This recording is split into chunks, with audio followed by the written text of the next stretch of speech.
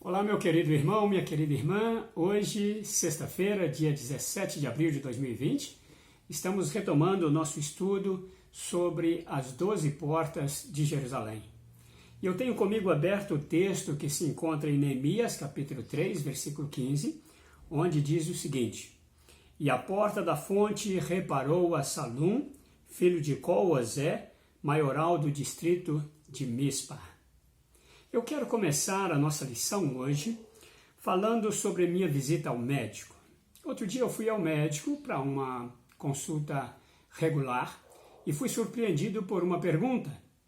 Ele me disse: quanto de água você toma por dia? Eu quis me esquivar da pergunta porque, na verdade, eu tomo bem menos do que aquilo que seria o ideal para a minha saúde. E ele então foi enfático em dizer que eu devia tomar pelo menos 1 litro, 1,5 litros de água e que essa água devia ser uma boa água. Sabe, assim como a boa água natural faz bem para a sua saúde, assim também nós temos uma água da qual vamos falar nessa lição que fará toda a diferença para a sua vida. E na verdade nós vamos falar sobre a fonte desta água.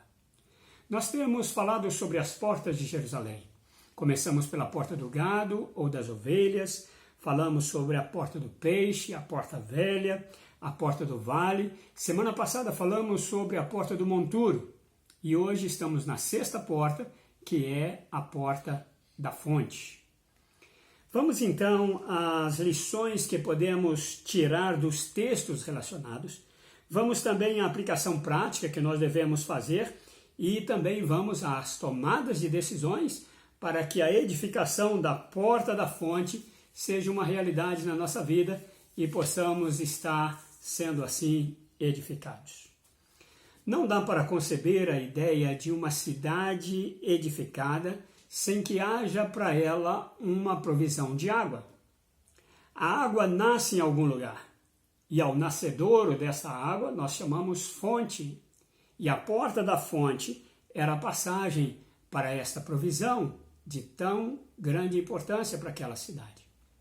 Nós queremos trazer isso para o campo da aplicação pessoal, para o campo espiritual e para melhor entendermos esta lição, entendermos o significado espiritual dela. Nós vamos dividi-la em 3 tópicos, em 3 breves tópicos. E o primeiro deles é a seguinte pergunta: quem é, espiritualmente falando, a água desta fonte? Para fazermos isso, precisamos ir ao Evangelho de João, no capítulo 4, e nós encontramos lá Jesus conversando com a mulher samaritana no poço de Jacó. E o versículo 4 deste capítulo 4, ele diz que era necessário, que era importante que Jesus passasse por aquele lugar, e nós descobrimos que aquela mulher tinha uma necessidade espiritual. Na verdade, ela tinha uma grande necessidade espiritual. Então vamos ao texto. O texto diz assim: veio uma mulher de Samaria tirar água. Disse-lhe Jesus: dá-me de beber. Porque os seus discípulos tinham ido à cidade comprar comida. Disse-lhe, pois, a mulher samaritana: como sendo tu judeu, me pedes de beber a mim, que sou mulher samaritana? Porque os judeus não se comunicam com os samaritanos.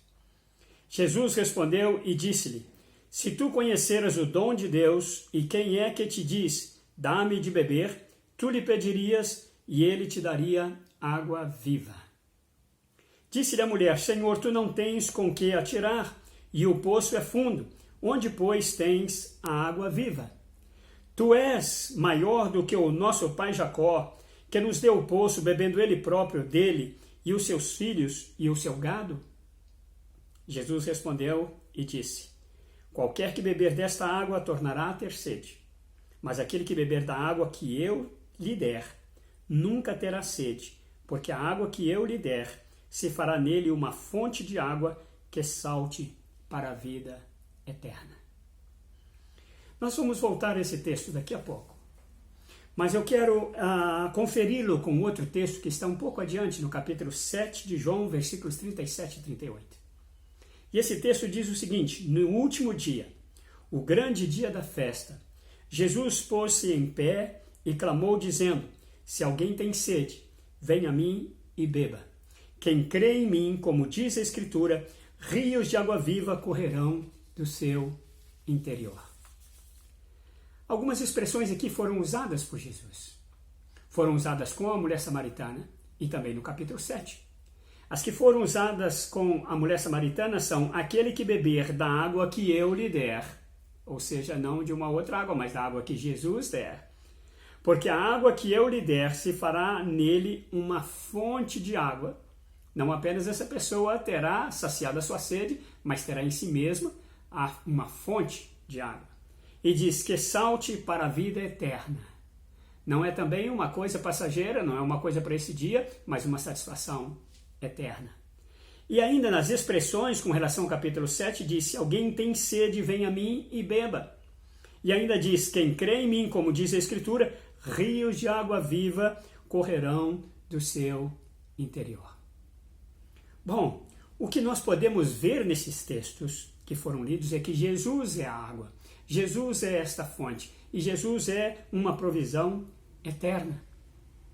Então, feito isso e sabendo que Jesus se enquadra exatamente nessa sede que o ser humano tem, nós temos um vazio no nosso coração, nós temos uma lacuna que só é preenchida por Deus na pessoa de Jesus. Feito isso, então, nós vamos para o segundo tópico, e este segundo tópico é com a seguinte pergunta: como receber a provisão? Como receber isso que Deus nos oferece? Como receber esta provisão vital para cada um de nós? Aqui começa, então, a edificação da sua porta da fonte.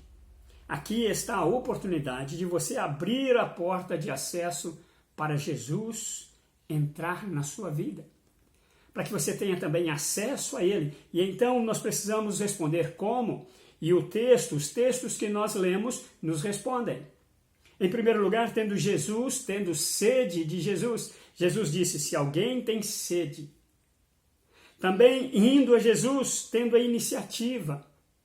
Diz assim: venha a mim.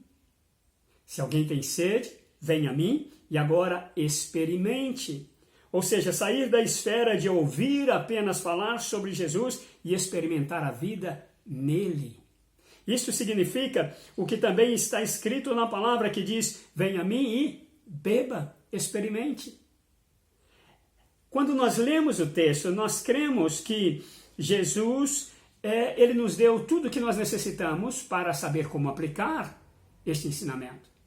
E crendo em Jesus, de acordo com a palavra de Deus, significa, meus irmãos, aquilo que o apóstolo Paulo explicou em Romanos 10, 8 a 11. O apóstolo Paulo, focando exatamente nisso, ele diz que crer em Jesus é confessá-lo pessoalmente. E aí o texto em Romanos, capítulo 10, versículos 8 a 11, diz assim: mas que diz? A palavra está junto de ti, na tua boca e no teu coração. Esta é a palavra da fé que pregamos. A saber, se com a tua boca confessares a Jesus como Senhor, e em teu coração creres que Deus o ressuscitou dentre os mortos, serás salvo. Visto que com o coração se crê para a justiça, e com a boca se faz confissão para a salvação. E ele arremata dizendo: porque a Escritura diz, todo aquele que nele crê não será confundido.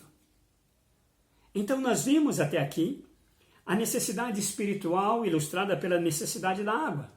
Vimos que Jesus é a fonte desta água e também nós vimos que ele é a provisão eterna. Vimos ainda que você começa a edificar a porta da fonte na sua vida ao ter sede de Jesus, ir a ele, confessá-lo como Senhor e Salvador. Mas eu quero dizer a você que esta lição não termina aqui. Não é o plano de Deus que você seja uma espécie de receptáculo desta água e que esta água continue estancada na sua vida ou para si mesmo. Por isso é que nós vamos então agora ao nosso terceiro tópico. E ele também é parte de uma pergunta que diz o seguinte: como usufruir da fonte de água viva e compartilhá-la com outras pessoas? Fonte fala de águas que correm. Fonte fala daquilo que acontece na sua vida em razão da existência do Espírito Santo em você agora. Fonte é um símbolo do próprio Espírito Santo. E no texto que nós lemos diz: quem crê em mim, como diz a Escritura, rios de água viva correrão do seu interior. Quando você confessa Jesus, acontece em sua vida um novo nascimento e o Espírito Santo passa a morar em sua vida. Você se transforma em templo do Espírito Santo do Senhor. Esta é uma obra espiritual, é algo que só Deus pode realizar por você. Jesus planejou isto e ele explica isto em João 14, 16 e 17. Ele diz assim: e eu rogarei ao Pai, e ele vos dará outro Consolador, para que fique convosco para sempre. O Espírito da verdade, que o mundo não pode receber, porque não o vê nem o conhece, mas vós o conheceis, porque habita convosco e está em vós. Bom, então agora você também faz parte deste agir de Deus, porque o Espírito Santo habita em você. Mas não é só isso. Antes de deixar este mundo, Jesus deu instruções aos discípulos para que eles ficassem em Jerusalém, até que eles fossem revestidos de poder. E em Atos capítulo 1, versículo 8 diz: mas recebereis poder ao descer sobre vós o Espírito Santo, e sereis minhas testemunhas, tanto em Jerusalém como em toda a Judeia, Samaria e até os confins da terra.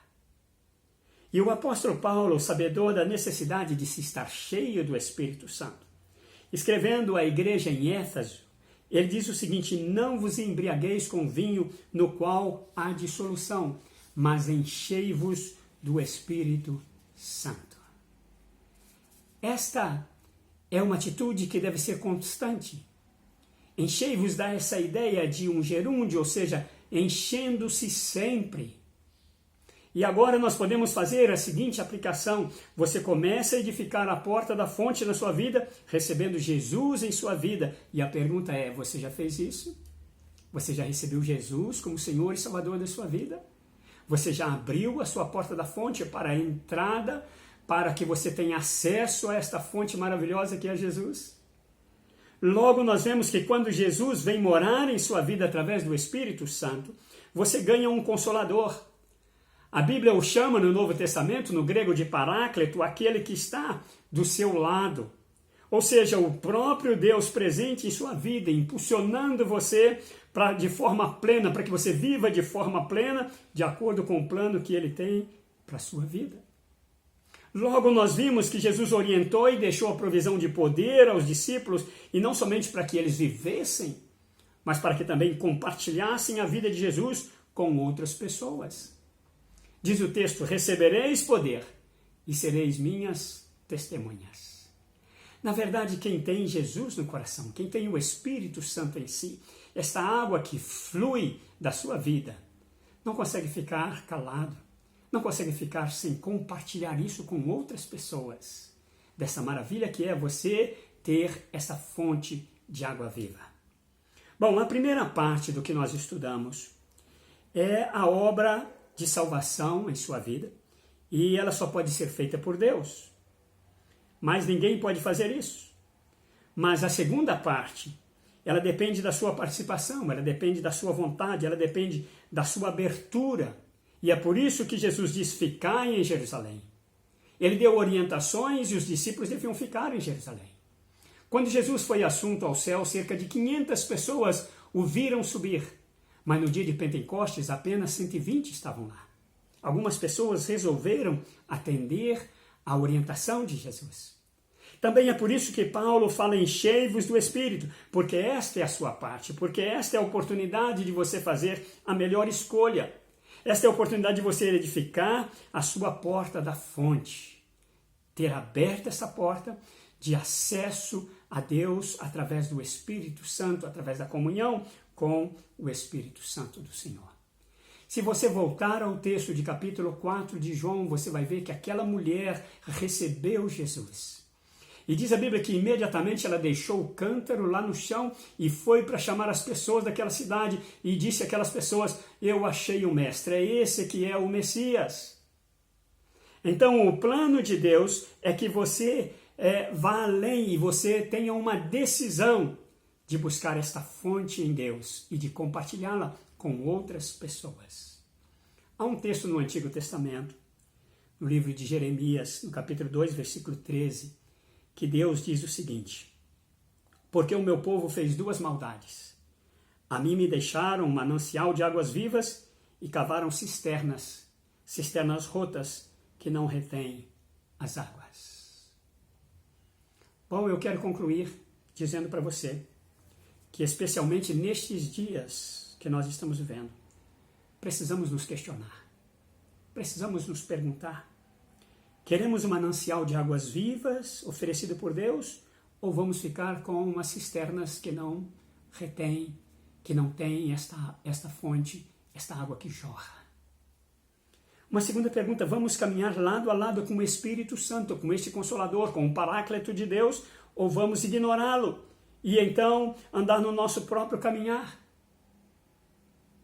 E então já devemos saber quais serão os resultados dessas duas escolhas.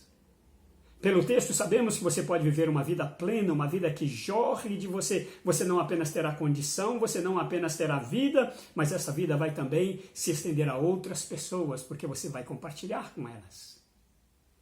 Em terceiro lugar, nós vamos edificar a porta da fonte, abrindo-a para o Espírito Santo, para que nos fortaleça e nos use na pregação do Evangelho, ou nós vamos nos calar diante de tudo que temos visto, cumprindo pela palavra de Deus nos nossos dias, bem diante dos nossos olhos. Que você seja sábio para fazer a melhor escolha. Que você hoje diga sim ao Espírito Santo de Deus, para que ele possa ter lugar na sua vida, para que ele possa ter vez e ter voz na sua vida. Eu quero orar por você e antes de fazê-lo, quero pedir que você compartilhe esta mensagem com outras pessoas. Se você ainda não é inscrito, inscreva no canal. Isso facilita a visibilidade desses temas para outras pessoas. Faça comentários ou envie suas perguntas. Às sextas-feiras, quando nós estamos reunidos no templo, nós temos um tempo especial de perguntas e respostas, de questionamentos, de participação, de testemunhos das pessoas.